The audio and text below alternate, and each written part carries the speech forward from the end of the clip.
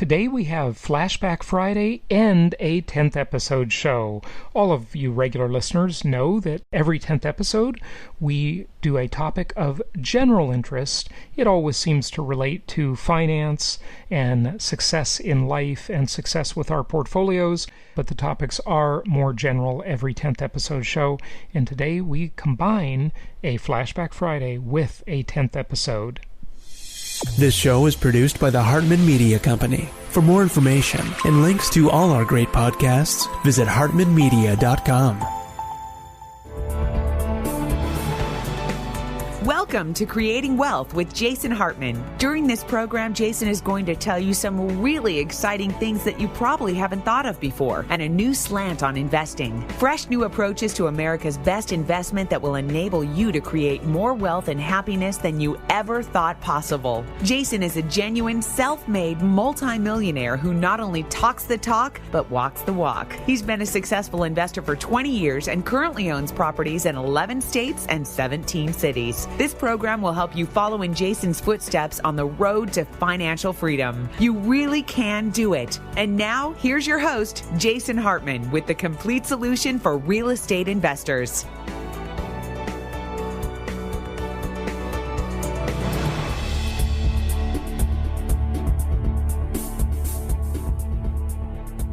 Welcome to the Creating Wealth Show. This is your host, Jason Hartman, and this is episode number 290. We're on the way to 300 very quickly. And as you regular listeners know, every 10th show, we go off topic, and we don't really talk directly about finance or real estate investing, but we talk about, something that's of general interest.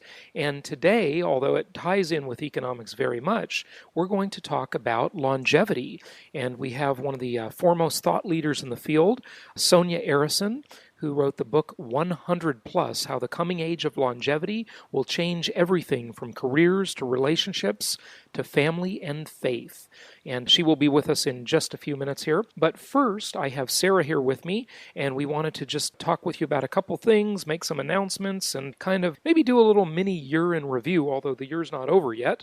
But it's just been an amazing year for business and investing. And Sarah, welcome. How are you? Good. Thanks for having me. Well, the pleasure is all mine. First of all, I want to wish you a happy 30th birthday. Yesterday was the big day, right? It was. Yes. So exciting. I'm so glad to be 30. You are? Most people want to be 29 forever, and I'll throw myself in that category maybe. Yeah, I was kind of joking. Yeah. Oh, okay. I got you. Well, it's kind of fitting that you had your birthday yesterday, and we're talking about longevity. So plan to live to be at least 100 plus. In fact, I think people might live a lot longer. Who knows? But, Sarah, I wanted to just kind of get your thoughts, since you're an investment counselor. What have people been saying to you all year? How has business been? From my perspective, it's been great. People have just come out of the woodwork. Money has come off the sidelines, and people are investing like crazy. What's the sort of sentiment with investors out there? What are they doing? Why are they doing it?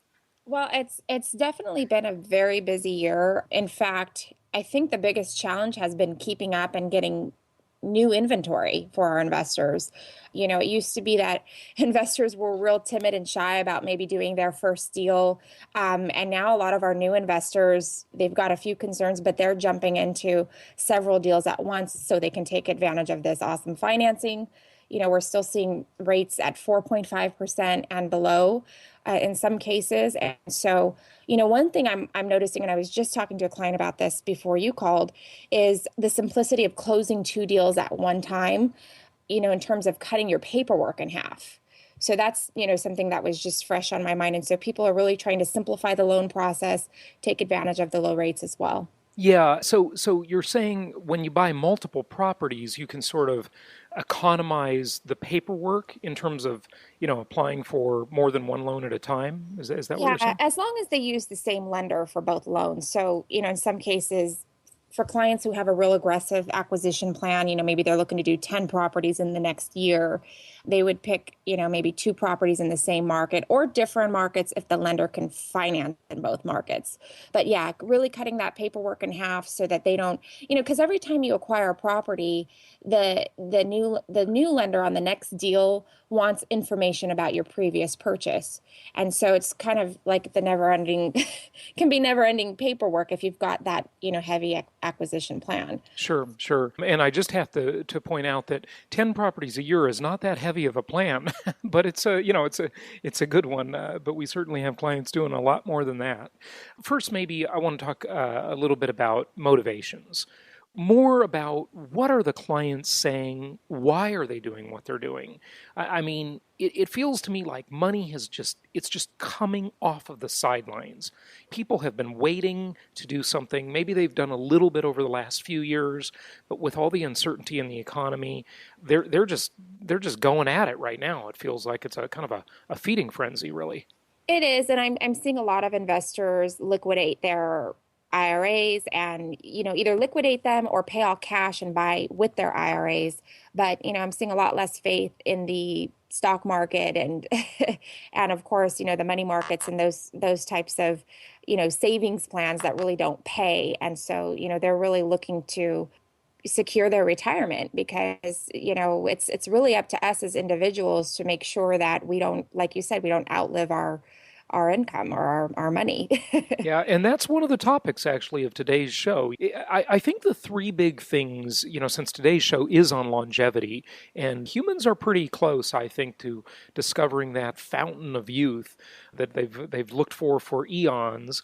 And that really presents like 3 main issues, I think, as it comes to investing in economics. Number 1, too much life at the end of the money. People will outlive their money. And also, when people live longer, that places more demands on the entitlement system, Social Security, Medicare, etc. These systems become more and more broke as there are fewer people paying in and more people living much, much longer. I mean, when people used to in the olden days, and when I say olden days, I'm talking about the 70s, not even that long ago, when they used to retire in the 60s or 70s, and they'd retire at age 65, they wouldn't live that long. Now people are living much, much longer, and they're drawing on these entitlement programs, and the government simply cannot afford it.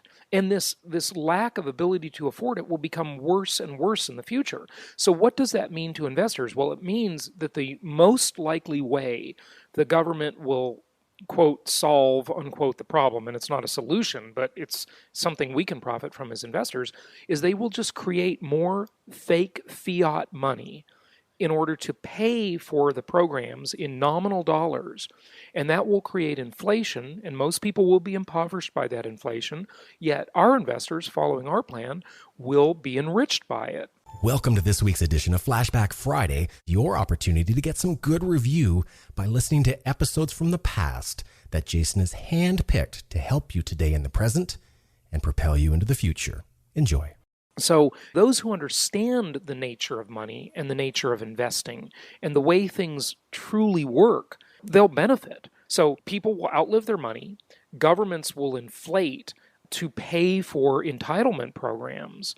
And then the other issue you have here is just a situation of population increasing. Because if people are living longer, and with our guest today, we're going to talk about how women can have babies much, much later. I mean, they're already doing it, but in the future, and we're going to touch on that with this upcoming guest, women may have babies into their 50s and 60s, maybe even older than that, if you can believe it. I know it sounds weird, and I know it may sound like science fiction or something, but really that's becoming a possibility pretty rapidly.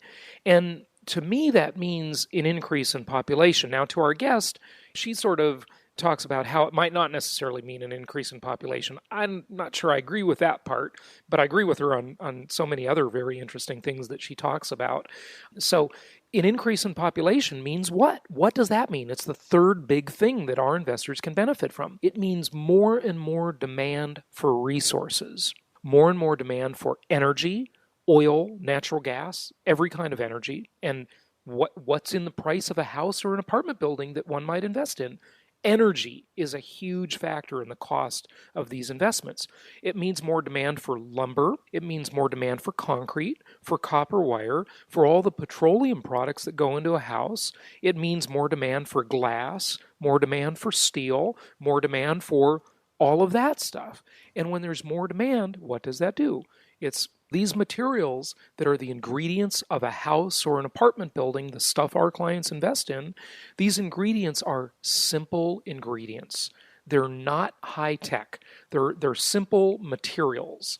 And these materials have not a totally limited supply, but there are some constraints on the supply of these materials. And increasing demand, that just means prices go up. So construction costs will rise, and if you lock in the cost of construction today, and you lock in the cost basically of energy today, because all the energy to build that house or apartment building has been priced in at today's price, and today you can actually, and I'd like you to speak to this, in some markets you can still, although this opportunity is disappearing so rapidly, Sarah, you can still buy below the cost of replacement or below the cost of construction today, although rapidly disappearing, that concept. Yeah, well, and I was just thinking as you were speaking here, speaking of prices going up, I mean, we're seeing that happen in some of these markets, specifically Atlanta. The prices, I mean, they're not going way up to where investors are being priced out, but they are inching up. And, we're seeing some articles that say, Atlanta's following in the footsteps of Phoenix even. So I think there's a great opportunity in Atlanta right now, maybe a shorter window of opportunity than we initially thought. But, inventory is tight, but we are still getting some good deals in Atlanta. But I think that's definitely a market to watch. Yeah, no question about it. So that leads me to another question. What are some of your favorite markets right now? Well, Atlanta, as mentioned, my husband and I purchased there last year, so partial to Atlanta. Another new market that, I'm not even sure if we've interviewed our new market specialist, but I'm really excited to do that and launch is San Marcos. And that's, just outside of the Austin metro area. We're getting some brand new construction there.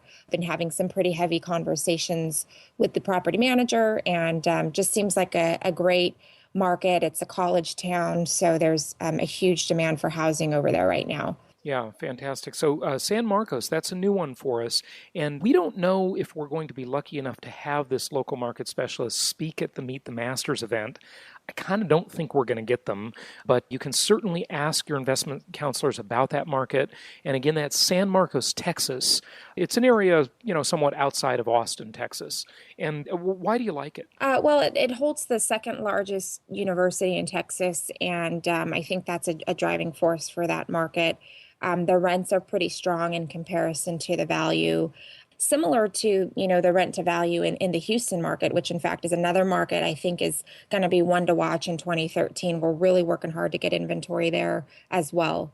So, some of these Texas markets are looking pretty good in terms of rent to value. Now, the downside would be your property taxes are a little bit higher, but I think you make up for that enough in the rents to still make it a great buy. And so those higher property taxes in Texas, are typically passing through to the tenant's costs, because what I've always said is that if you look at the way a tenant thinks when they live in Texas, they think, gosh, if I live here, I don't pay income taxes, there's no state income tax, and I don't pay property taxes because I'm not an owner. But what's really happening is that the property tax price is usually passing through to them in the increased rents that offset it. So good point. Well, anything else you want to mention to our investors before we go to today's guest? Just one thing real quickly is, for all of our past clients who have had properties for a while or, in the last couple of years have purchased and, are still looking to acquire more properties, don't forget about your existing loans. The rates are still low and have even dropped a little bit. And also, this is just a side note, but your auto loans. I have to add this because I just refinanced both of my auto loans at 2 point some odd percent. And I also refinanced a property I bought 5 years ago in Houston. And between those three loans, I'm saving almost $800 a month in payments. That's Granted, amazing, I lowered the rate, but I also stretched out those payments. So don't forget about all the other ways you can save money. Lock in those low rates. Also, call your insurance carriers, call all your providers, lower those payments, and really, increase your cash flow. Make that a goal for 2013 so that, you can continue to acquire new properties as well and maximize your return on investment. But Sarah, I'm not making any plans for 2013 because the Mayan calendar comes to an end in 2 days. Well, we'll leave that up to everyone's imagination, but I think we're all going to be just fine. Let's just hope that we don't regret making that joke. Yeah.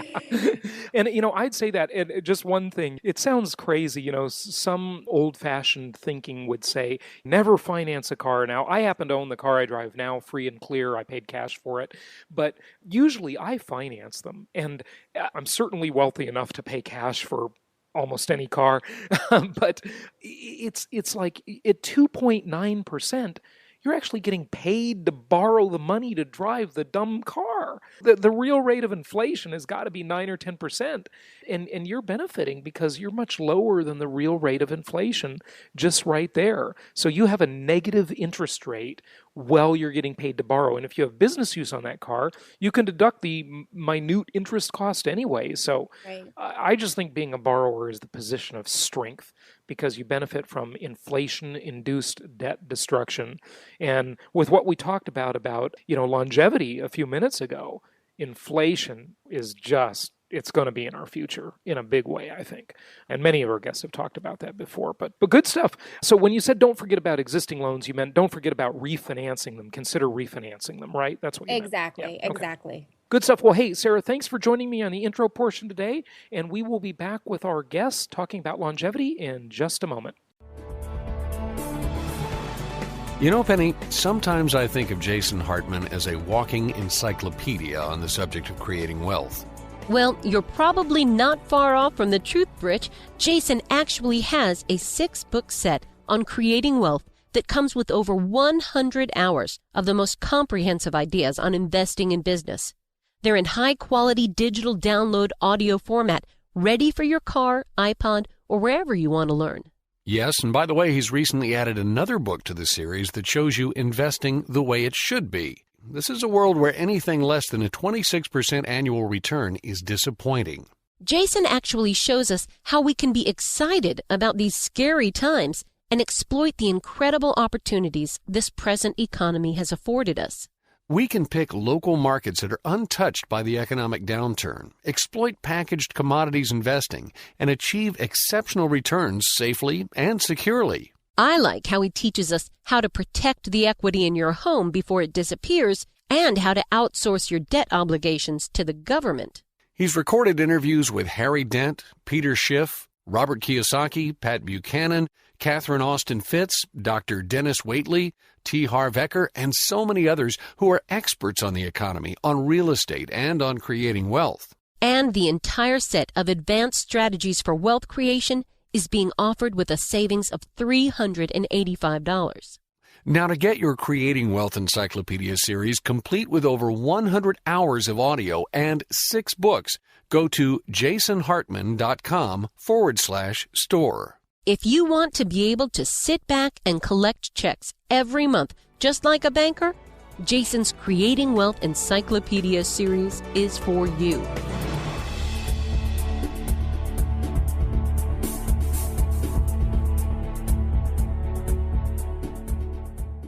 It's my pleasure to welcome Sonia Arrison to the show. She is the author of 100 Plus, How the Coming Age of Longevity Will Change Everything from Careers and Relationships to Family and Faith. And she's coming to us from the Silicon Valley area in Northern California today. Sonia, how are you? I'm doing quite well, thank you. Well, good.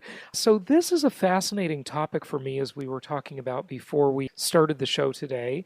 And I'm glad you wrote this book, and I'm glad you have examined certain parts of this issue that maybe some others haven't examined. I don't know where you want to take it first, but, I was going to ask you about the science side of it first. I mean, are we really going to live to be 100, 150, or maybe even longer? Are we close to the fountain of youth? The answer is yes, we will be, and I take the premise of my book, I say, well, look, it might be possible to double our life expectancy again, because we've done it in the past. If you look back in time, and if you go way back during the Cro-Magnon era, people only lived to be around 18 years life expectancy. By the time of the European Renaissance, people could expect to live to 30 years. By 1850, it was only 43 years. We forget this. Today we have close to 80 birthdays. So between 1850 and now, we've roughly doubled life expectancy, and it's possible to do it again, and it's possible to do it much faster this time around because of computing power and the direction that science and technology is going in. Now, the question is not if, the question is when, right? I mean, it is going to happen, but the question is, will it happen for me and you, or is it going to happen for our children's generation? And the reason why I wrote this book, actually, is because I want people to be aware of the fact that if we work really hard and we push really hard now, it can happen for us.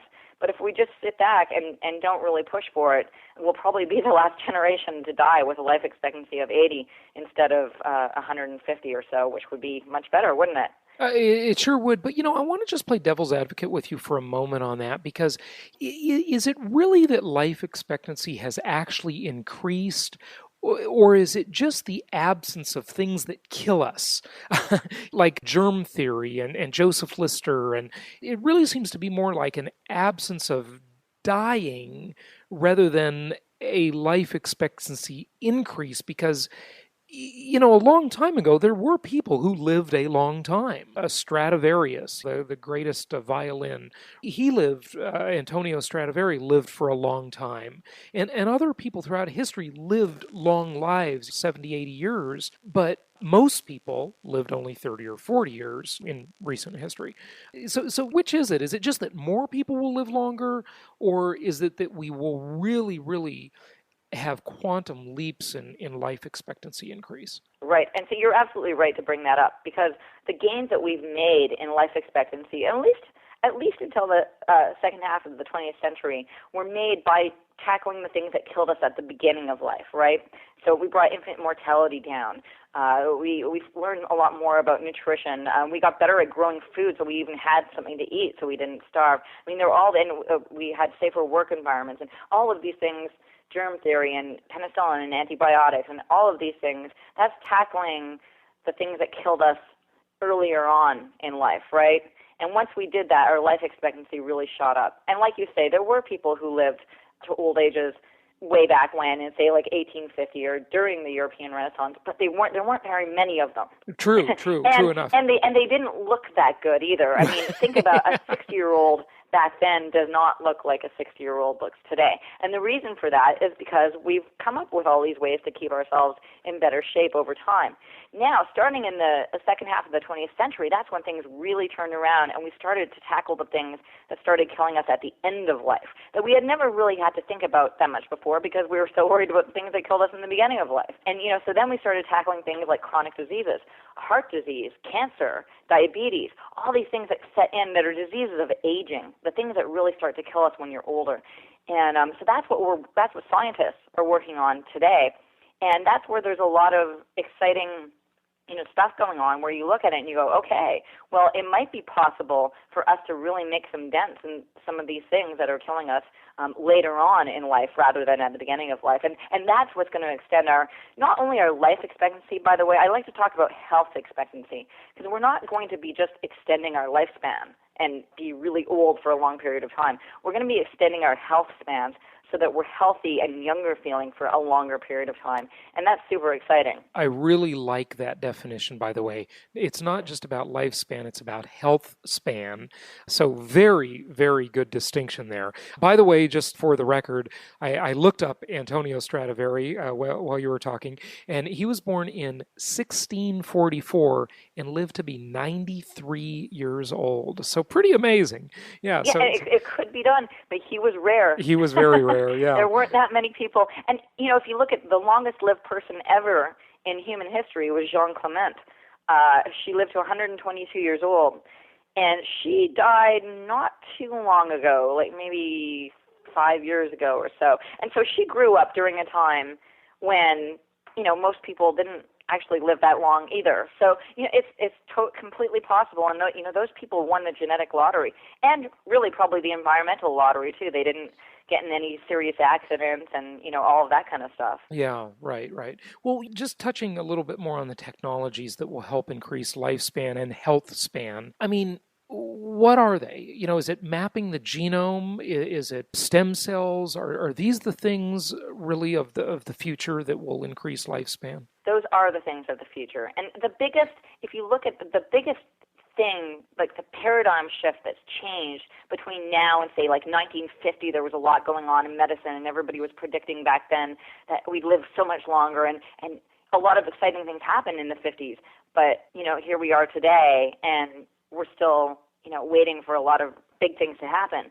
And so the big thing that's changed now is that biology has gone from being, just about basic biology to being an engineering project.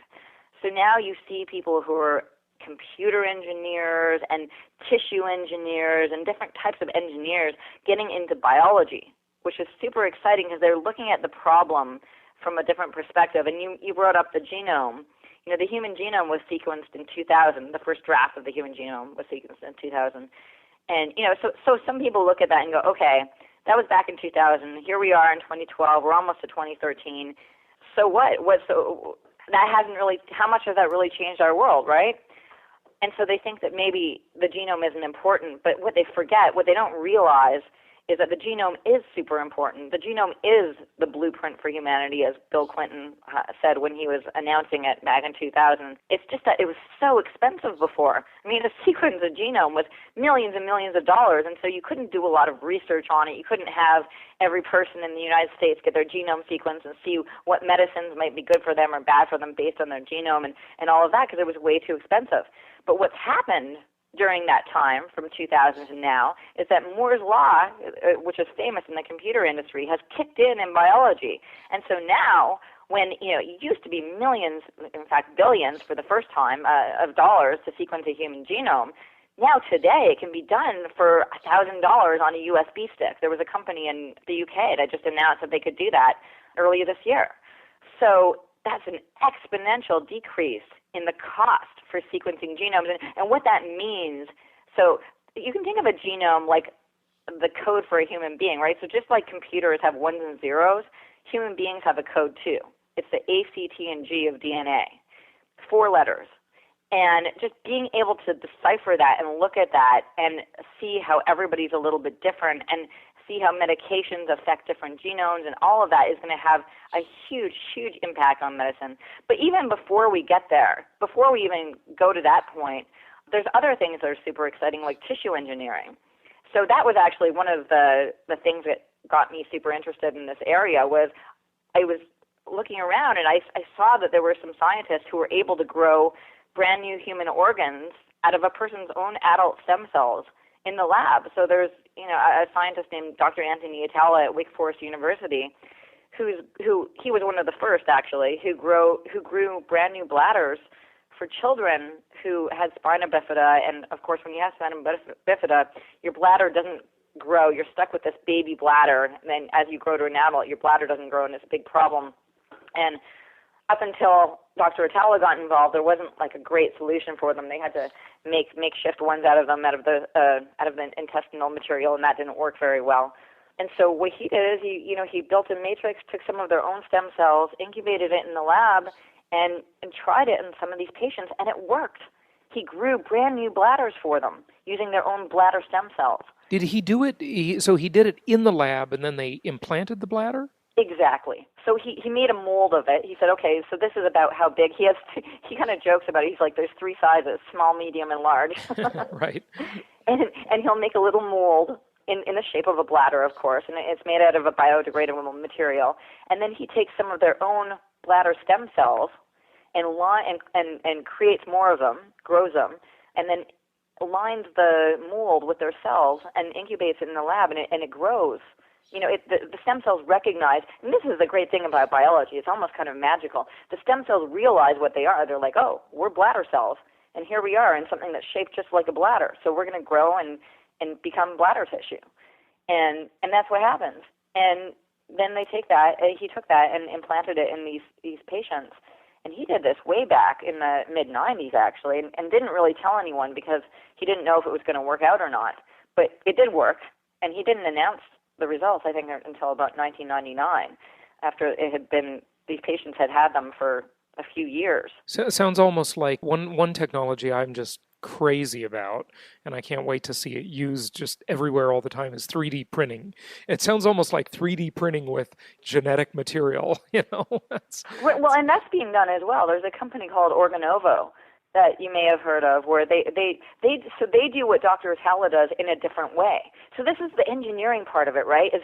So scientists know that the stem cells can recreate themselves and recreate tissue. But the question is what's the best way to do it, right? And so Dr. Atala does it using a mold and then lining the mold with the stem cells. But there's a company called Organovo that takes the stem cells and puts them into a printer, a 3D printer, and then has biomaterial as the paper, right? So the cells are like the ink and the paper is the biomaterial, and they just print and print and print, keep printing on top of each other, and then it turns into a 3D structure. And they've managed to print things like blood vessels that actually work. And so their long-term goal is to print entire organs in the lab. Amazing. That's just incredible. Yeah, it really is. It really is. So how much longer will people live, and by when? The big question is when. Everybody with the economy is waiting for the other shoe to drop, and nobody knows when. So when it comes to health span and lifespan, when will the other shoe drop, I guess, for lack of a better way to say it? Well, I hope that it's, I'm 40 years old. I hope it's within my lifetime. I mean, we've seen proof of concept that brand new bladders and windpipes have been created for real human patients already. So we know that bladders and windpipes can be grown in the lab. So can skin, by the way. There's like this stuff that the military's created called spray-on skin, that they take skin cells and they literally spray on burn victims, right? And by the way, the military is spending tons of money on this because, of course, they want to be able to replace, when soldiers come back from war missing an arm or a leg, they literally want to be able to replace it. And so they're spending a lot of money. Last time I looked, it was $250 million in they call it regenerative medicine, where they're trying to grow new parts from people's own stem cells. Incredible. Really incredible. Yeah, and so to answer your question, I guess, you asked when. I think the answer is that we don't know, because we know that it's going to work because we can see it happening in the lab. Scientists have already created hearts and lungs for lab animals as well in the lab. And so we know it works. It's just a question of how long is it going to take for real people on the street to get access to that technology, right? How long is it going to take scientists to go through all the regulatory hurdles, through all the testing that they do, and all of that, right? And so that's one of the reasons why I wrote the book, is that I think we should really be focused on this and we should try to do everything we can to help speed it up, because our goal, for all of us, is to live longer and healthier lives. We want to be healthier. We don't want to just live longer. We want to be healthy so we can be productive and spend time with our families and do stuff. One of the other things you talk about in the book is the way it affects relationships and the sociological component. I mean, certainly being able to pass, there's a whole huge, legacy component here, the generational component, learning lessons from the past, understanding one's history better, because having living relatives, living for so much longer, to be able to reach down through the generations, what an amazing concept, really. How would it affect family relationships, for example? I think it'll have a number of effects. And actually, as I was just listening to you ask the question, I remember in one of my other interviews, somebody had said to me something that really stuck, and that was, every time somebody dies, an encyclopedia dies with them, because all of this information and experience that they gathered over the years just disappears. And, you can imagine, having more generations around in families will have a big impact on how those families operate, right, in terms of not only of experience and knowledge, but family relations. Imagine today we have grandparents and parents and grandparents, and sometimes great-grandparents, but in the future there could be great-great-grandparents and great-great-great-grandparents and so on. And so families will be bigger and more diverse and more dynamic, and so that will certainly change family relations. And then if you throw in the fact that fertility may be extended in the future, in fact, that may even happen faster than longevity gets here, because the reproductive technologies sector of our economy is really, really active and has a lot of money and is doing a lot of research. So, today we're seeing it's possible for women to have children at much older ages if they use donated eggs. A woman's eggs tend to expire around 40, but the uterus still works. So if you get donated eggs, you literally can still have a baby into your 60s and 70s. And we've seen that happen, by the way. It's detailed in my book. That's incredible. Really incredible. But the question is, most women want to have their own genetic biological children. And so the question is, can you extend the lifetime of eggs? And looking at the research, I think the answer is yes. And I think it's actually going to happen pretty soon. Amazing thing. How about the economic impact? Wow. I don't know if the economic impact is necessarily positive. I guess it is if we have health span, but not if we have lifespan without health span. Exactly. You've hit right on it, and that's just the thing. And I think that we're looking at a future in which we're going to have health span. There may be a transitional period of time where we have more life without health. And I think we're actually sort of living that now, because you can see there's a lot of people, my age or a little bit older than me who are having to take care of their older parents who aren't doing so well and, didn't plan to be alive so long. So I think we may already be in that transitional phase, but at some point we're going to be living longer and healthier, which means that we're going to work a lot longer, right? So retirement at 60 that's not even going to be, well, today it's almost a joke, but in the future it won't even be a thought. People will continue working into their 70s and 80s, and they'll be healthy and they'll be happy to do it because they'll have purpose. Right. And that's going to drive the economy. Yeah. The other thing that's interesting about it is for one to witness this, even without any major advancement in some of the sciences we've talked about, or at least having them hit the general widespread market yet, which they haven't. But just look at old movies. Look at movies even from the 70s and look at a 40-year-old in one of those movies. Right. And the way they looked, the way they acted, the whole their whole context was just so different than it is nowadays. Whether it be a 40-year-old or a 60-year-old, it seems like 40 is the new 25 and 60 is the new 40. Yeah.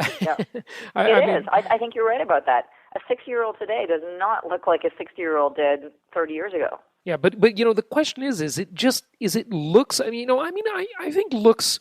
John Denver in one of his songs has a great lyric that I really like, and he says, "My body is merely the shell of my soul, but the flesh must be given its due, like a pony that carries his rider back home, like an old friend that's tried and true."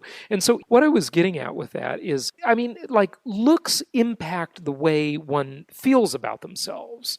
And, absolutely. And maybe the physical activities they're willing to take on and the adventures they're willing to take on. And I think when a person looks younger, they tend not to get stodgy and sort of act old and become old before their time. So I think that looks component it's a legitimate part of the process. It's not just skin deep, if you will. It's not a shallow thing necessarily. But what I wanted to ask you with that is, are people just looking better, or are they really better? They really are better, actually. When I looked at the data, like I said, we've made progress since the middle of the 20th century on the things that get us in older age. And so we've actually made progress on chronic diseases. So chronic diseases set in later today than they did before. And so we've been chipping away at, so when you say, maybe heart disease would have kicked in at 50, now it kicks in at 65, it's moving up.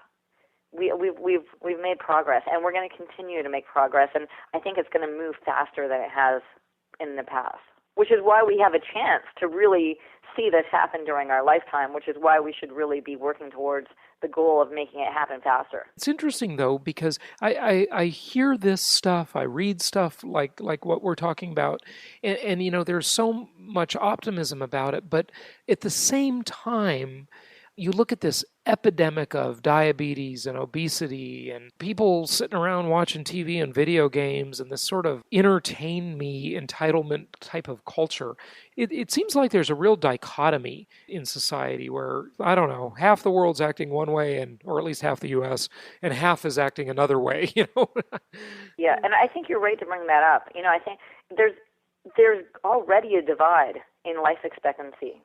If you look at there's different ways to slice it based on wealth or based on what area of the country you live in, and a lot of that is based on a whole bunch of different things, including lifestyle choices about whether or not you're exercising and eating right, because it's not everybody. If you don't take care of yourself, you're not going to be able to just rely on technology and be healthy. I mean, so I think that's the other message that has to get across, is you still have to take care of yourself. And technology is not some magic bullet that's going to save you from having bad habits. We'll be back in just a minute.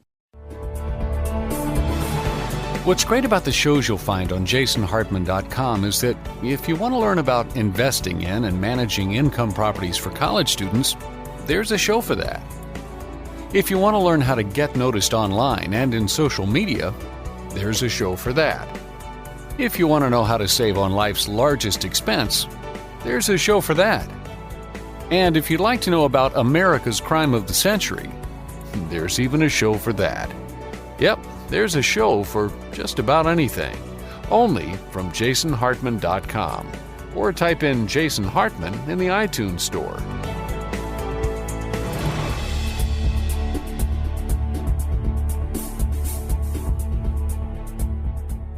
So we talked a little bit about the economy, but not much, or the economic impact, but not much. But there's also the environment side of it. And just so you know where I'm coming from, I think in many ways the environmental movement is very dangerous, actually, because I interviewed a professor, Berkeley professor, so you can tell where he's coming from most of the time. My mom went to Berkeley, by the way, and she's the opposite of the Berkeley ideal.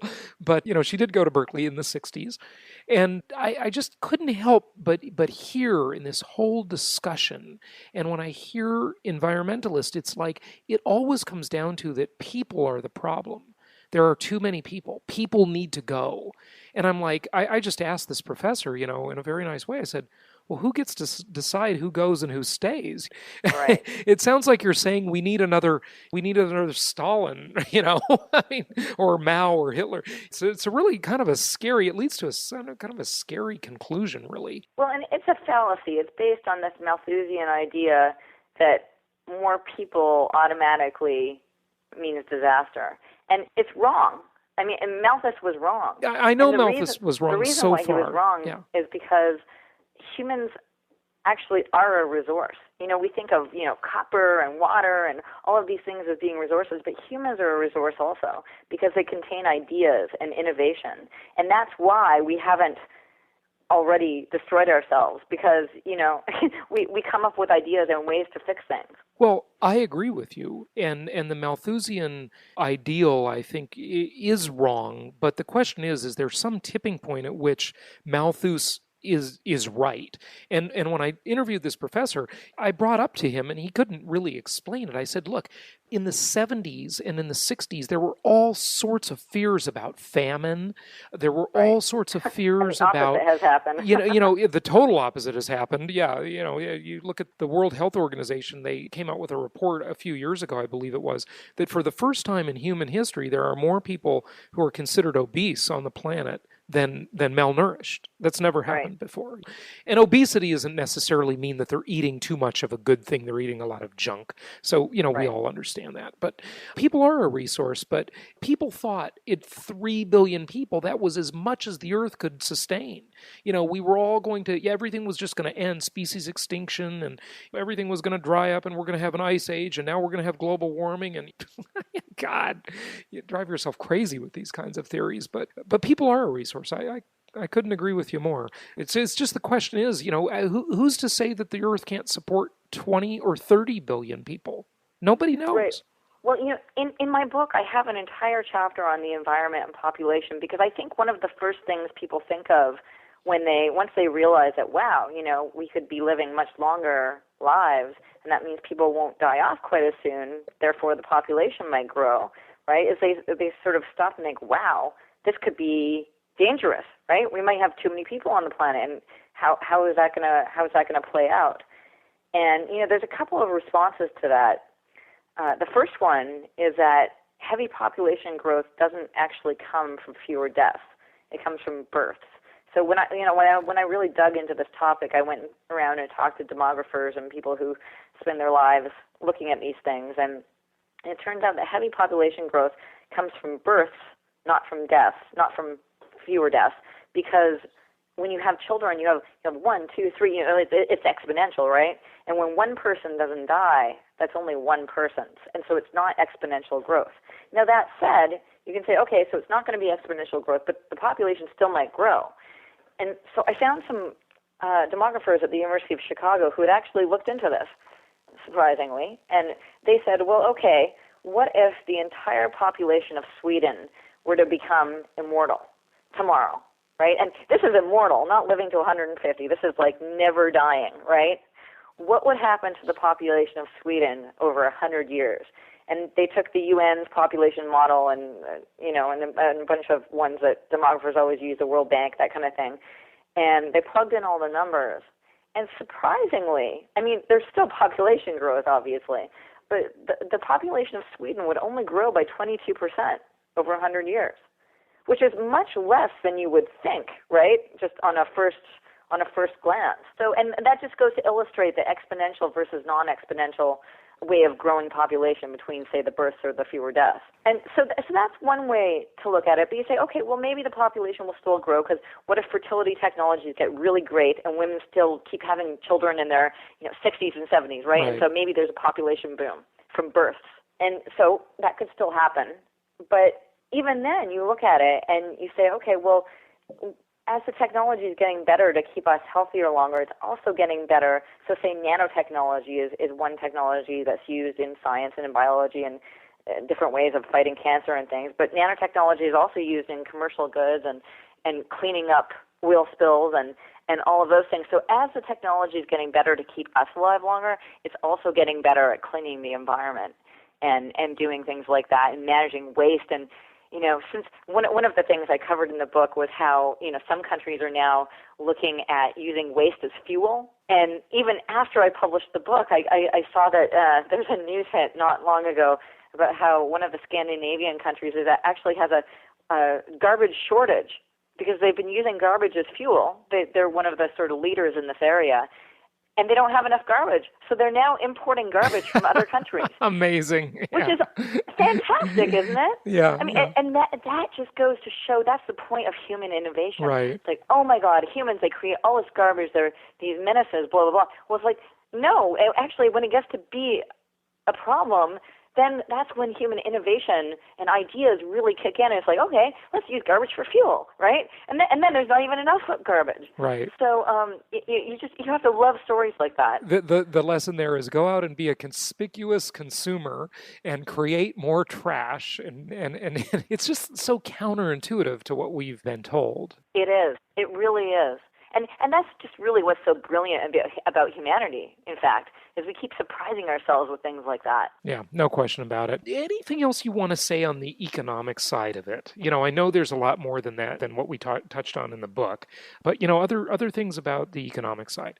Yes, I mean, there's a lot to be said about economics, actually. And it turns out that as life expectancy has grown over history, because this is what I did in the book, by the way, is I kept looking backwards in time and said, how have things changed in the last 100, 150 years as our life expectancies have grown? And it turns out that actually a lot of economists have done work on longevity and economics, including Gary Becker, who won a Nobel Prize for some of his work that touches on this. And it turns out that as we live longer, we become wealthier as a society. And the reason for that is because as we've lived longer, we've also been healthier because, as I mentioned, we've been fighting chronic diseases and other things that slow us down. And as we've been healthier, we work more. And when you can work more and be productive, then that generates more wealth. And so as we live longer, we become wealthier. And there's a number of really interesting studies that have been done on it. Just one more I'll mention that's in the book is a study from Harvard that showed that if you compare two countries that are relatively similar in their economy type, if you compare them, and one has a life expectancy of just 5 years longer than the other one, the one with the longer life expectancy will grow 0.5% faster than the other economy, which doesn't sound like a lot, but it's huge. That's a huge amount. And you can imagine, like, wow, that's only with a 5-year life expectancy advantage. What if a country had a 10-year advantage or 20-year advantage over the other economy, right? I mean, then you start getting into huge numbers. Yeah, amazing, really amazing stuff. Well, give out your website if you would, and tell people where they can learn more and get the book. Sure. So my website is my name, so it's SoniaArrison.com. It's SoniaArrison.com. And you can buy my book, 100 Plus, at Amazon or any of the other major bookstores. So it's 100 Plus, How the Coming Age of Longevity Will Change Everything, from careers and relationships to family and faith. And it's published by Basic Books. It's coming out. It's in hardcover right now. It's coming out in paperback in March 2013. So that's fairly soon. Good. Anything else you'd like people to know in closing? Just that this. I actually think that this is one of the most important things that we should be paying attention to, because without health, you really don't have anything else. I've got one final question for you, and I forgot to touch on this earlier, but are there any institutions people should support, donate to, learn about?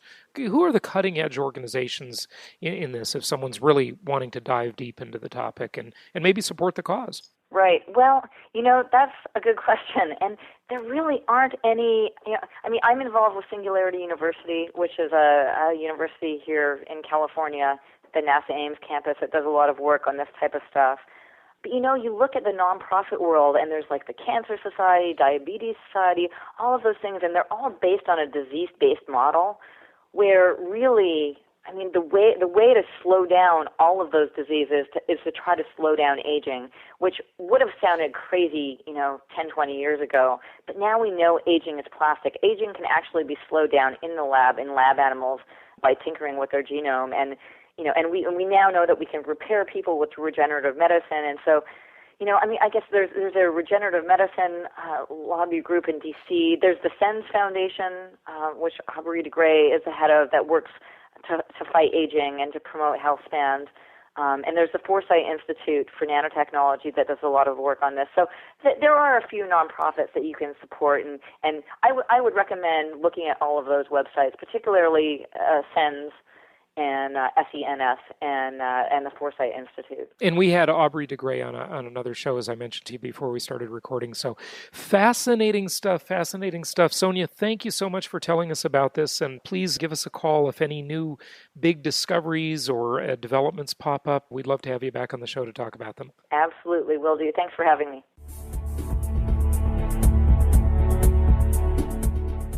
This show is produced by the Hartman Media Company, all rights reserved. For distribution or publication rights and media interviews, please visit www.hartmanmedia.com or email media@hartmanmedia.com. Nothing on this show should be considered specific personal or professional advice. Please consult an appropriate tax, legal, real estate, or business professional for individualized advice. Opinions of guests are their own, and the host is acting on behalf of Platinum Properties Investor Network, Inc. exclusively.